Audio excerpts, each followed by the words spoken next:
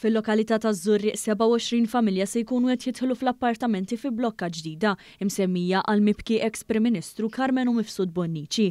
Dawn l-appartamenti b'investiment ta' 3.5 miljun euro ingħataw wara proċess ta' verifika biex jingħataw lil familji li huma verament fil-bżonn.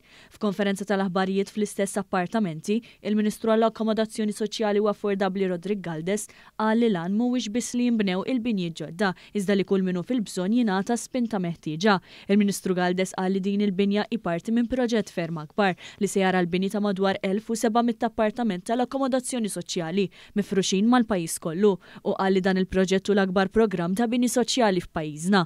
Bħalissa dej xogħol madwar il-pajjiż kollu f'diversi siti bilan li nilħu anke l-mira tagħna li nibnu 1700 appartament. Hawnhekk 27 familja ta' nies li ħajjiġu jgħixu ġo Żurriq bilan li jiġu integrati fil-komunità wkoll ikunu wkoll fl-akkwata l-ġejjin minn familji li jgħixu fl-akkwata wkoll u allura l-iskop tagħna huwa li nkomplu nsaħħu s-sisin soċjali u anke l-istokk li jkollu l-gvern biex jgħin familji vulnerabbli.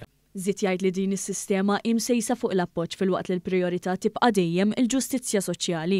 Aħna dak li wedquh proġetti bħal daw qegħdin hemm qed isiru u ħajkunu qegħdin fil-futur ninawguraw blokki oħrajn kbar li jkomplu jsaħħu l-portata tagħna fil-qasam soċjali.